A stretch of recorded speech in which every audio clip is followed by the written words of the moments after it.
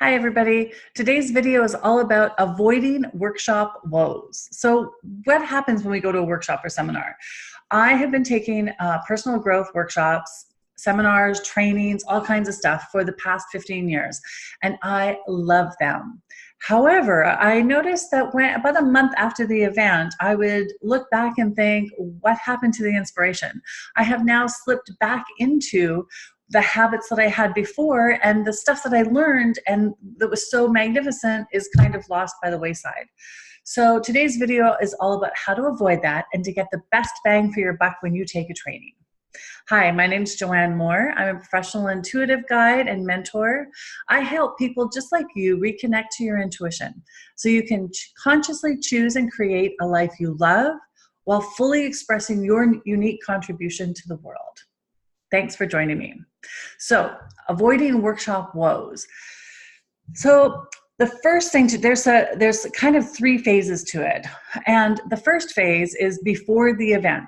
So whether it's a workshop, a seminar, even a free webinar, take a few minutes or take some time beforehand to really set yourself up for a win. So the first thing that you can do is set the intention. So an intention is a focus of energy. So you want to kind of let your brain know what you're looking for in the workshop. So you want to combine in your intention your spirit or your energy along with your humanness, because they're both showing up to this workshop. So you might as well take advantage of it. So setting an intention is like setting the GPS in your car. It's like, where do you want to end up at the end? So an intention could be, if I'm taking a business workshop, maybe the intention is I want to get 3 new clients, or I want to get have more ease around creating the landing page or videos like this, something like that.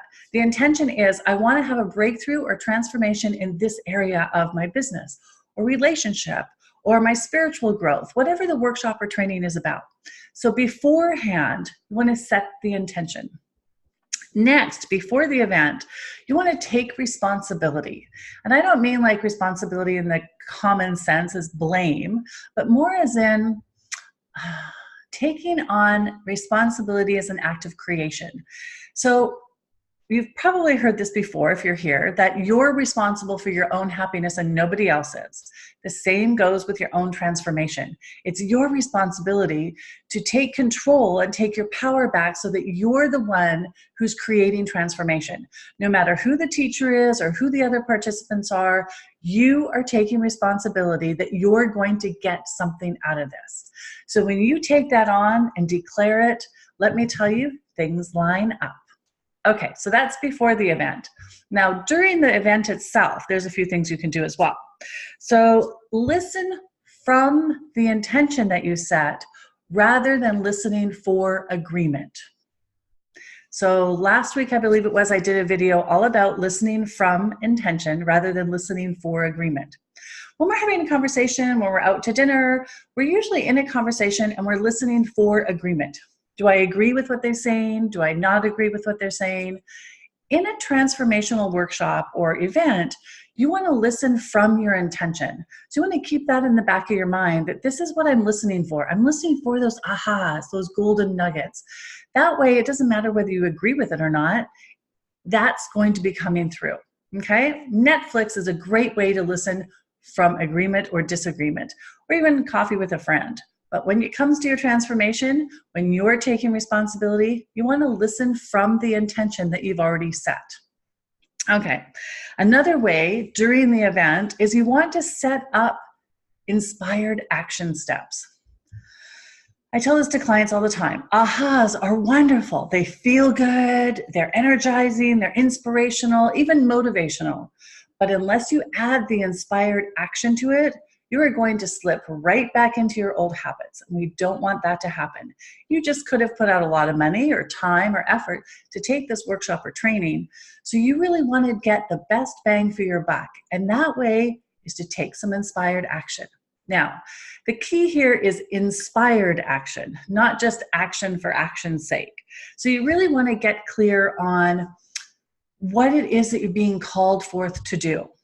So take a moment, get in touch, get grounded, and feel into the inspired action. Don't take action just because the instructor or other participants think that this is a wonderful thing to do. No, make sure that you're being inspired and led by your intuition.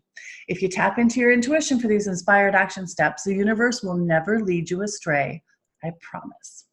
Okay. Now that we've come to the end of the seminar, after the event, there's a couple of things that you can do to follow up as well. So number one is set accountability. So you've been inspired, you've listened from intention, you've taken the workshop, you've set out your goals and in your inspired action steps for the next few weeks. But if you go back to the real world and your busy life, as it happens already, your life was busy before you went to this workshop, right? It's still going to be busy when you get home. So you need to set up some accountability. And my suggestion is that you set it up at the end of the workshop with other participants. This way they know where you're coming from, they know what's happening, all that kind of stuff. I also suggest that you set it up with more than one partner, because let me tell you from experience that it's really easy to let one person off the hook. They call and say, oh, you know what, my son had to stay home sick from school, or, you know, our dryer quit, or whatever. Or as today it's snowing out, so I couldn't go do this or that.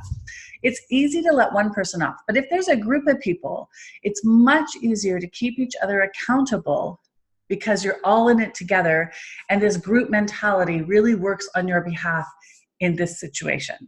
Okay, so make sure you set up accountability. Let people know what's going on, set it in your calendar, and make this non-negotiable. This is non-negotiable, okay? If you want to have change, if you want to take responsibility for your own transformation, then you need to take the inspired action steps and follow up with what's going on. Okay, the next one is review. So recently I cleaned out my desk. It was very interesting because I found all these notebooks from all these wonderful trainings and seminars and all this stuff that I've done in the past few years. And I started reading them over and I was like, oh my gosh, I totally forgot this. This applies to what I'm doing now. This whole idea of YouTube, or this whole idea of accountability, which is something I'm working on for myself. So there was golden nuggets that I had completely forgotten about, or didn't surface until now. So I didn't catch them maybe in the seminar because they weren't needed in my life in that moment. But right now they're really needed. So take out your notes and review. Put in your schedule time to review your notes, your ahas, your inspired action steps. Just read over the stuff. Just, you know, grab a cup of tea, sit on the couch and read your notes. This will come a long way, and the golden nuggets from the seminar or whatever it is, the workshop, will keep going for a long time. There is stuff that if our intention was to better our relationship with our spouse in a relationship seminar, but all of a sudden you're having difficulty with your kids, notes will show up. Golden nuggets will come out of your notes that can help you in a different situation. So all that goodness and juicy stuff out of the workshop still pertains to other parts of your life as you grow and change in your life.